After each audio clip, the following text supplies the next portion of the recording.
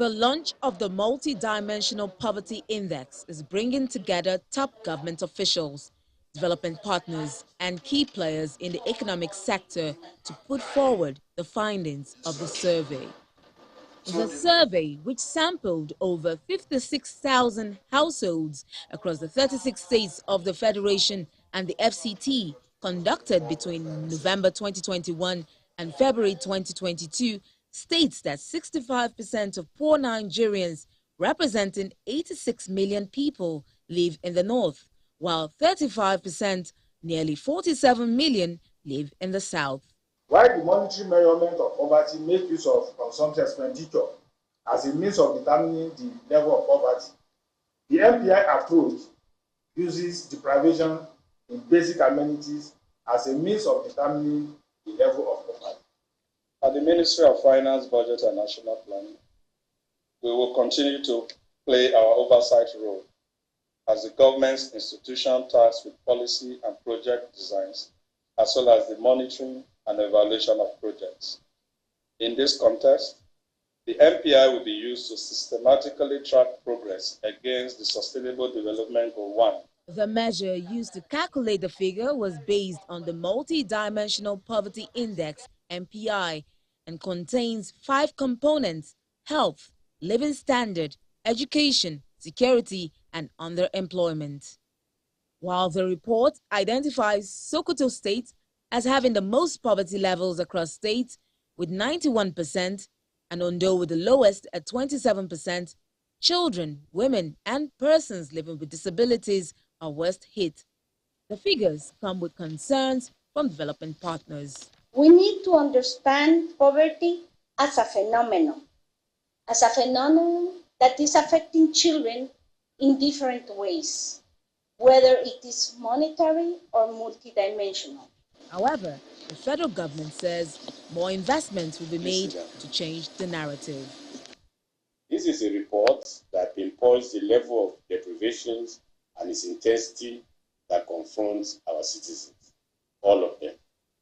Beyond this, it also provides substantive evidence of the positive impact of the multi-sectoral interventions of the Buhari administration, especially during the COVID-19 pandemic, which also demonstrated our commitment to eradicating extreme poverty in Nigeria. The survey is then launched. This is expected to serve as a wake-up call to the government on how to allocate its resources and provide policies that will address the gaps identified. But when I listened to the applause at the launch of that survey, you know that they were not exactly clapping for the figures in the survey, because what was being launched was quite distressing. It was the fact that they had been able to at least do some work. At least we know how many Nigerians are poor and what to expect. But this is about the first time a lot of Nigerians are hearing about multidimensional poverty. What is it?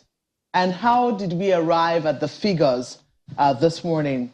Well, we're joined by Mr. Adeyemi Adeniran, who is the Statistician General and the CEO of the National Bureau of Statistics, the NBS. You're welcome to Sunrise Daily this morning. Good morning. Thank you for having me. And we also have with us Mr. Jacob Dirksen, who is the Research and Policy Officer at the Oxford Poverty and Human Development Initiative, OPHI, at the University of Oxford. You're welcome as well. Good morning. Thank you for having us. Good morning. So I'm not certain if we have done such a report before. I mean, that talks about multidimensional poverty. Oftentimes, yes, when we talk about poverty, we seem to speak of it in general terms. But can you tell us precisely what do you mean by multidimensional poverty? Thank you. We have made attempts to compute multidimensional poverty index for Nigeria. In 2018, we conducted multidimensional poverty index survey, but not as a stand-alone. That was conducted to serve as input into the Human Development Index that is usually computed by the United Nations Development Program.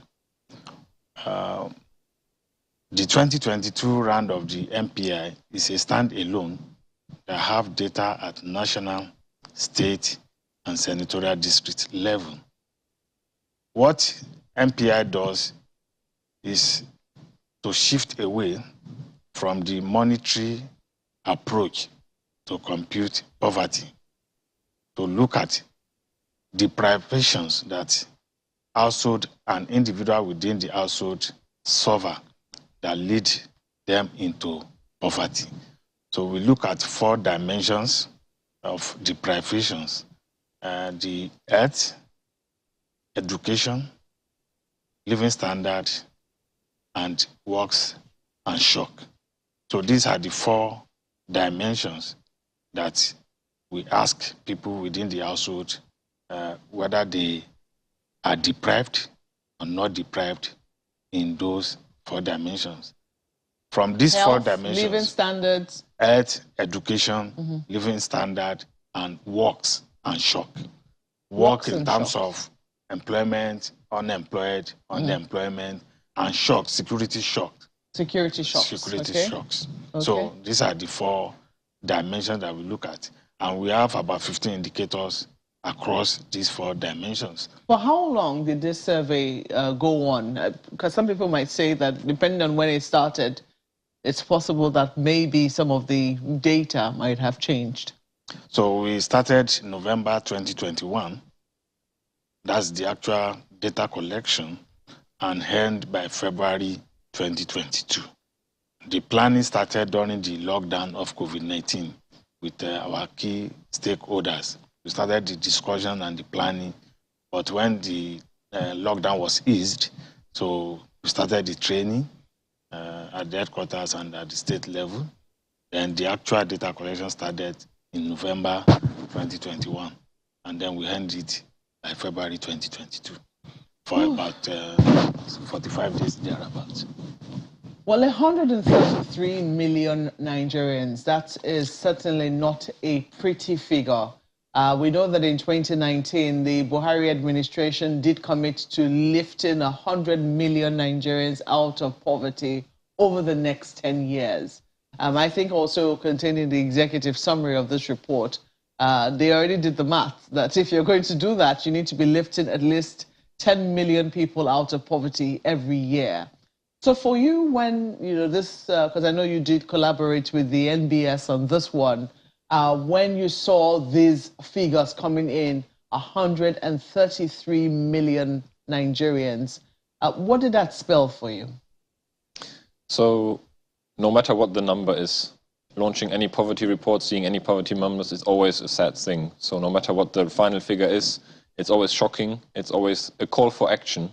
And I think that's the one key takeaway also that we have from this report, the multidimensional poverty index for Nigeria, and this number, including all of the analysis that we have in the report, are a policy tool that the government can use to bring that number down. So as shocking as these figures are, the hope now, of course, is that local governments, district level governments, state governments, and of course also the national government, the federal government, can use the analysis that is provided and can use the multidimensional poverty index as a tool to actually achieve their pledge to lift 100 million out of poverty.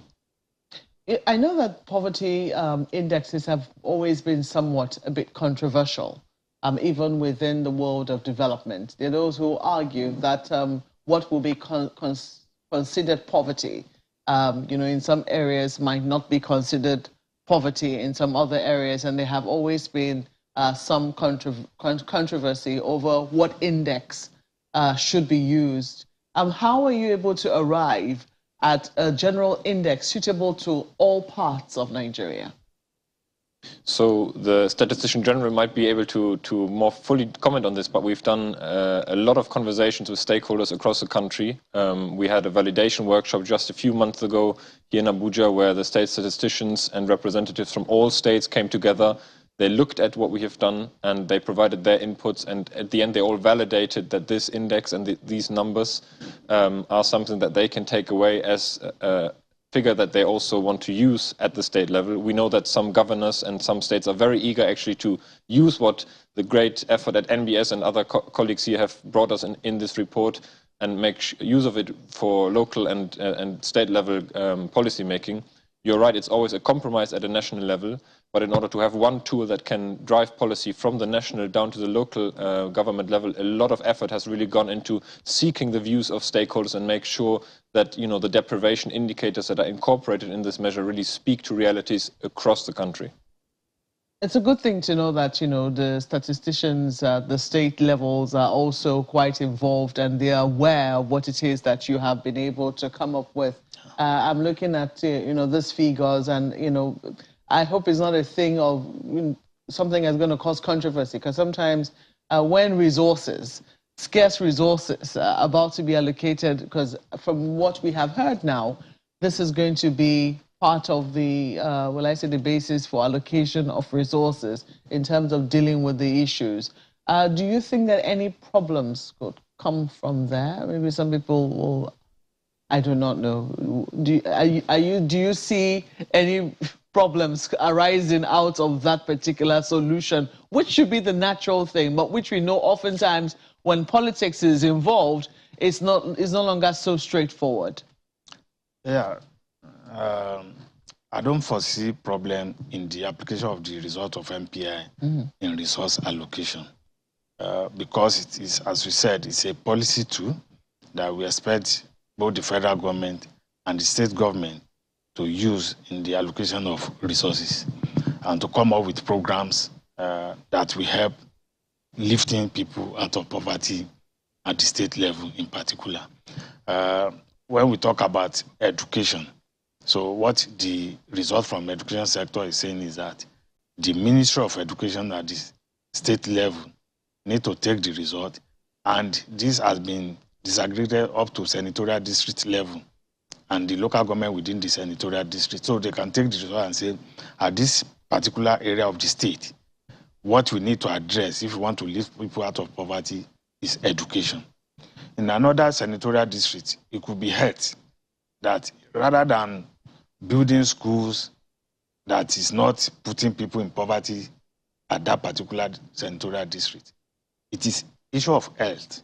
Then the state government need to face the issue of health in that particular senatorial district. So it won't cause any controversy. And for the federal government has already started the implementation and the usage of the result of the MPI. The MPI is one of the tools that the government is using to drive the National Development Plan 2021 to 2025. And in that plan, it is stated that government will lift 34 million people out of poverty by the end of the 2025. So this is... That's the target. That's the target in the midterm National Development Plan of government. And they are using the result of the MPI to drive that, looking at the health sector, looking at the education sector, looking at the living standard in terms of infrastructure available to the people, as well as the shocks, security shocks, where it is happening in the country, to be able to address it. So both at the federal and state level, I don't see it as being controversial for any government that really want to work and lift people out of poverty. It is interesting. Well, for the appreciation of our viewers, we've been able to put a few slides together. I think it'll be important for them to just take a look at it again. Let's look at the very first one. We're talking about multidimensional poverty index. From what we can see, yes, 133 million Nigerians live in poverty. Figure represents 65%, a whopping 65% of the nation's population. Over 56,610 households surveyed. 65% of poor Nigerians live in the north. 35% of poor Nigerians live in the south. So that's the first one, multidimensional poverty. If you're looking at the components used in calculating the MPI, you have health.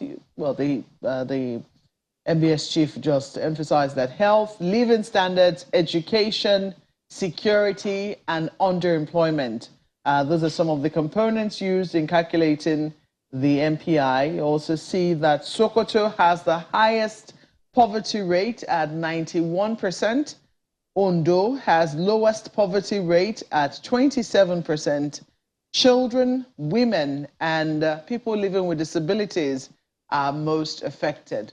So these are some of the highlights of the multi-dimensional poverty index report recently launched. I want to talk a little about the fact that children were also counted separately. I know that you have, there was a survey done in terms of households, but why was it very important to also, capture children more specifically as a different, well, I say demographic, because the fact that children exactly cannot work, and whatever poverty they feel is as a result of the poverty of their parents.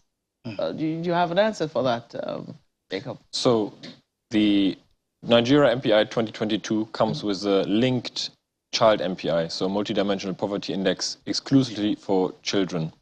And that one is one of the efforts that NBS and the government of Nigeria are undertaking now to focus attention on the deprivations faced by the youngest in the population, which is really key in order to make sure that intergenerational cycles of poverty and deprivation are being broken. We know that deprivations that young humans, the children in our societies face at a very early age will continue to affect them and then later on their families and their immediate environments for the rest of their lives.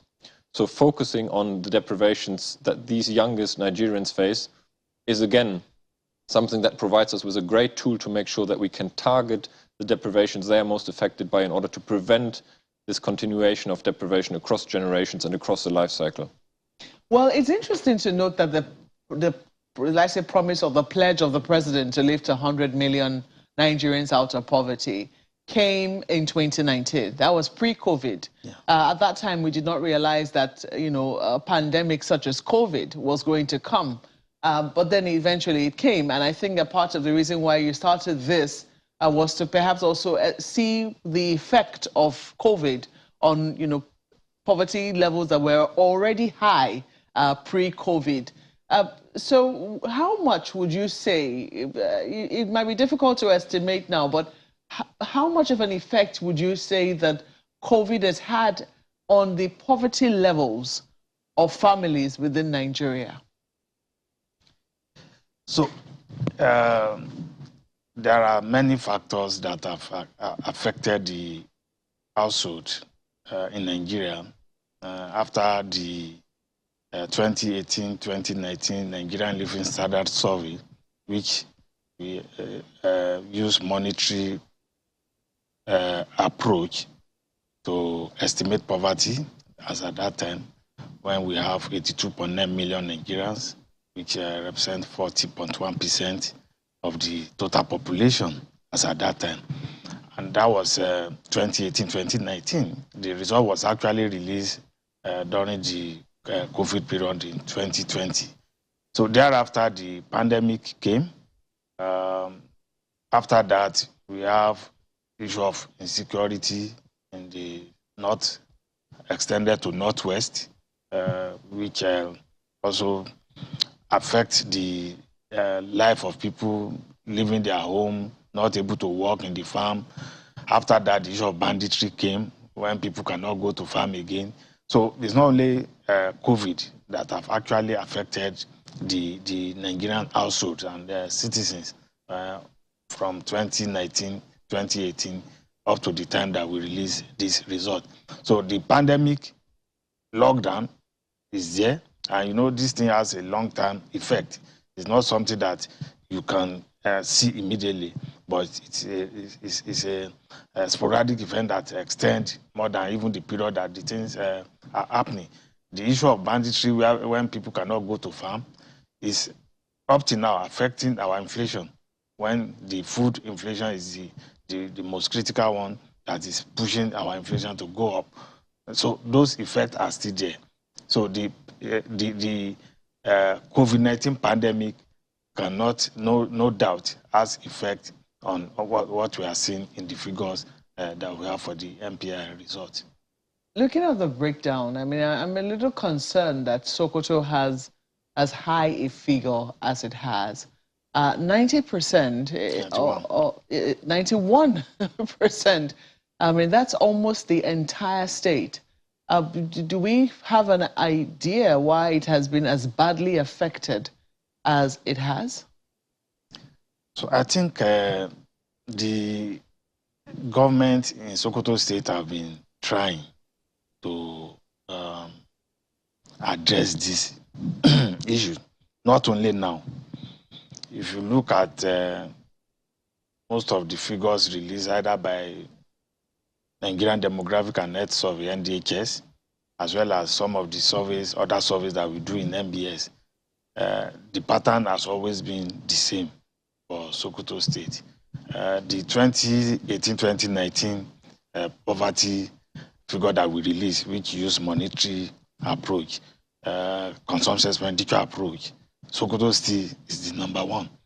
So the issue of education is very, very critical. You know, access to health facilities is very, very critical. So when you look at out-of-school children, you have quite a number in Sokoto State. So when you look at people that complain about food insecurity, you have quite a number in Sokoto State. So putting all this together is what is pushing Sokoto to be ahead when we are looking at poverty level. The one beauty of the MPI over the monetary policy, monetary approach is that you may have means in terms of cash with you.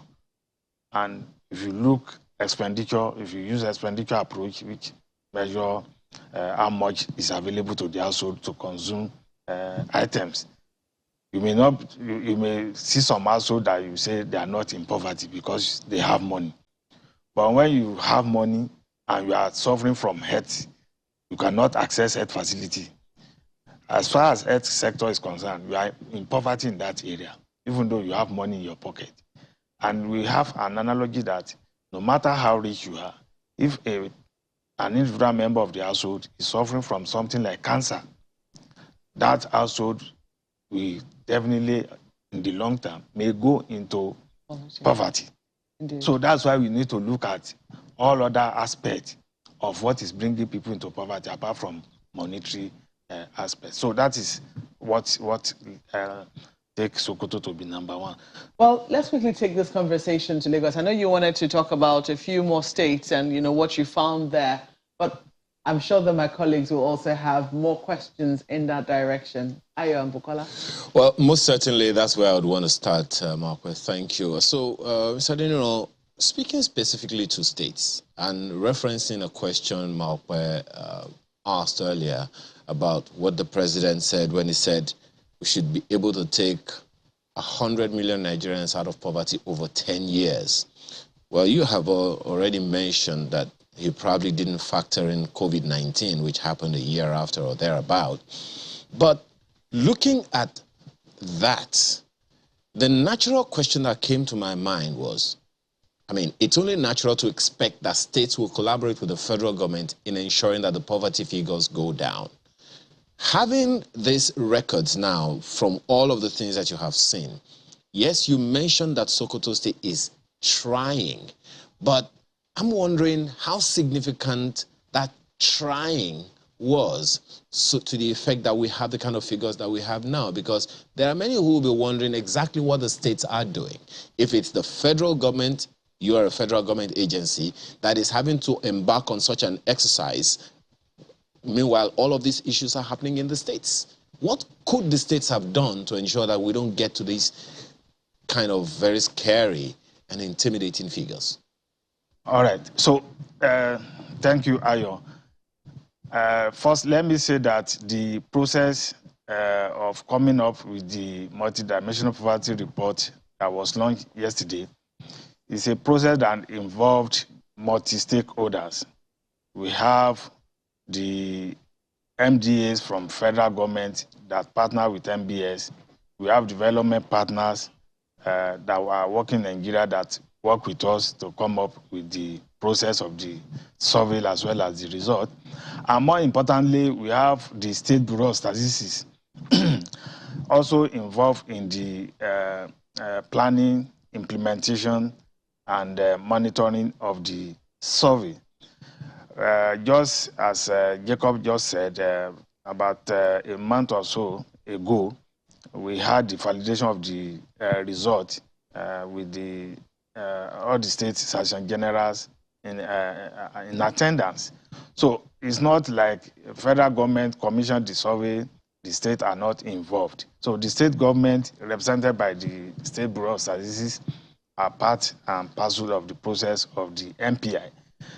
Not only that, if you look at the process that culminated into the finalization of the midterm Nigerian development program that is going to run from 2021 to 2025, which government is implementing now. The state government were deeply involved in it. And as I alluded to before, this MPI result is going to be policy tools, program implementation tool for not only the federal government, but also the state government. As we talk, there is a plan in place to take the result to the state government. We are going to be disseminating the outcome of this MPI at zonal level so that we bring all the state actors together in a location and present the results to them and see the area that each state needs to concentrate more if they have to take people out of poverty. The deprivation that people suffer that bring them to poverty are not the same across the state. So each state will be able to understand better which area, which sector are they supposed to concentrate and work on. So what is much important now is that there is a tool at hand available for government at the state level to use to implement program, to allocate resources, and to lift people out of poverty. Well, so using this MPI is something that can help both the federal and state government to achieve the target that the federal government has set. Well, there are those who will still say, irrespective of all that you've said, that somehow this report indicts all the states that do not have enough for their people, so to speak, because, I mean, even though we know we'll always have poor people among us, it shouldn't be to this quantum. You wanted to cite example of a few states the other time you mentioned Bayelsa. Mr. Clem Agba earlier in the quote that we showed you mentioned the specific situation for an Ondo state, for instance, talking about education shortfalls, housing shortfalls, and stuff like that. There are those who wonder, it's not that these state governments don't know that these things are there. Perhaps they may not know the quantum. So kindly help us understand exactly this one, right there in our faces. And a number of states will have such specific situations on their hands. So please go ahead and land on that example that you wanted to cite of a few states earlier, just before we went on the break. What are the peculiarities that you found out? What are the opportunities for state governments to take their people out of poverty? So if you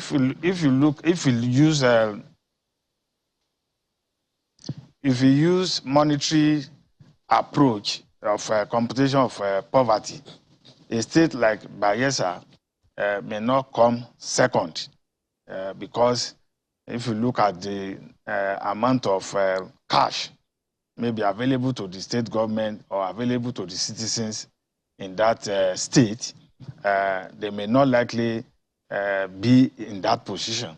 But when you look at what the majority of South-South states have been agitating over the years in terms of deprivation, so this is coming to bear that the multidimensional poverty approach is a better measure to look at what people are going through across the state. And that is why you see, because the aspect of deprivation shock is applied, is added to the computation now. That is why we are seeing that, Bayelsa came second after Sokoto. Ondo State that came lowest, if we had used a monetary policy approach, I'm not sure Ondo State will be able to beat Lagos State. I'm not sure Ondo State will be able to beat a state like Rivers State if you are looking at monetary approach. But because we are looking at deprivation, perhaps the citizens or the people in Ondo State are not deprived in most of these things if they are provided for them, education, health, social amenities in terms of living standard, and the issue of work and shock. So if majority of the households there in Ondo State are not deprived in all these areas so much, not that they are not deprived, but not as much as we can witness in Sokoto, Bayelsa, Jigawa, Gombe. So that is what the state need to look at. That, okay, what is driving Ondo State not to be as high as Sokoto State or Bayelsa State? What other deprivation is affecting Bayelsa that make them to come second in the computation? So these are the things that state will be able to take the result, look at it critically, and go into those sectors, because they have been sectorized, which make it easy. Education sector is there, health sector is there, environment is there. When you talk about cooking fuel and all that under the living standard, they are all there for government to take and implement programs and projects in those sectors that can help them to take people out of poverty.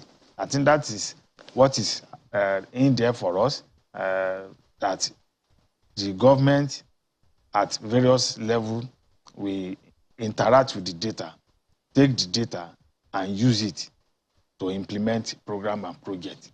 That is what is key for as far as National Bureau of Statistics is concerned. Well, indeed, Mr. Adeniran, the data is an invaluable tool for state governments, to use as a planning document, to engender development in their states. But then again, the budgets, of most states are done based on needs assessment. There was a budget presentation yesterday, and the state governor talked about how there were town planning meetings held, to get the buy-in of the people on the areas that need attention. I'd like to come to Mr. Jacob, right now. That's just an aside. The survey also talked about child poverty, and the indicators are in the area of child engagements, where children lack childhood development, and all the cognitive skills, that are required at that stage. I'd like you to speak to child poverty phenomenon at that level. What do you think is responsible, or are the enhancing factors that make this assessment go to the child, rather than the households, that should also be the environment where the child should be assessed? I wonder if you understand the question.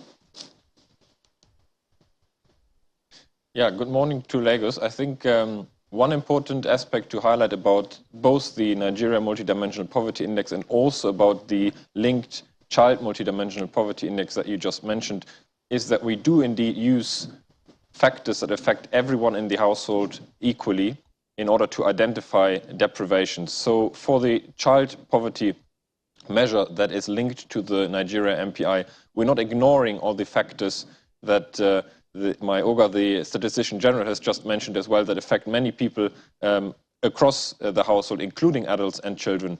What we do is we additionally uncover deprivations that affect the youngest of the population, so those who should be prioritized in order to break these intergenerational cycles and to make sure that these deprivations don't continue into the future. This does not ignore all the living standards related deprivations children will also experience. So if the household doesn't have drinking water, if the household has housing materials that are inappropriate, this will also be counted and then in the numbers affect what the child poverty figures tell us. Then why are the children assessed in isolation? Why isn't it linked to the household? So we have both the Nigeria MPI, where we do have disaggregation of the results for all children 0 to 17, which is just a tool for us to unpack these headline figures that we have. We disaggregate not only by zones, by states, by districts, by urban and rural areas, we also disaggregate by age in order to show who are the people who live in those households that are identified as being multidimensionally poor by the Nigeria MPI. The linked MPI for children adds on to this, and it provides additional insights for the youngest in order to make sure that policies that are particularly tailored to alleviate child deprivations can also take into view these additional deprivations that the very youngest are facing. Right.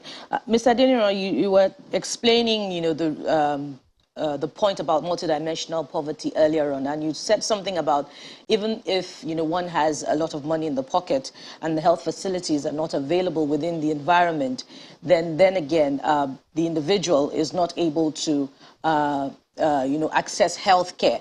But on the flip side, if the individual has enough money in the pocket, he should be able to have options, to access health care besides what the government has provided. So in that regard, isn't this enhancing the outcome of this survey, enhancing the inequalities in the Nigerian economy? So what the MPI tried to do there is to actually address this inequality that you have mentioned. If we don't take cognizance of the access to health facility, which state that international standard is that the health facility should be within 30 minutes walk to where you stay. So if the facility is not available at that range, and you have to, because you have money, you have to travel like 10 kilometers to get to the health facility. You are deprived in that area because it's not everybody that will have money to travel to such a distance before they get treatment or access to facility. So to that extent, if MPI has not looked at the access to health under the access to health facility under the health dimension, we would have been able to differentiate this inequality that you are talking about, because we will have lumped everybody into the cycle of monetary view of measuring the poverty. So it is actually in order to be able to see that taking inequality into consideration, there are many people that are in poverty when you look at access to health facilities. Just a quick one on that. The one that you picked. On the same issue, perhaps a little more reference to children. Earlier in the year, I think sometime in May, a UNICEF report said in Nigeria, 53.9% of children are defined as multidimensionally poor, that is experiencing deprivation in at least 3 dimensions at the same time. But in your report, it says 67.5% of children between 0 to 17 are multidimensionally poor. Now, it would seem like the figures are getting worse.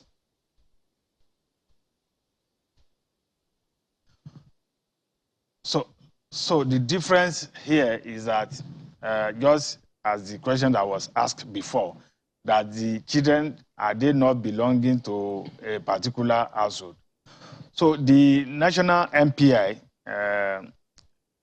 where the household are poor, the children 0 to 17, as well as 0 to 4 years, that are residing in those households that we have calculated in the national MPI, are also deemed to be in poverty.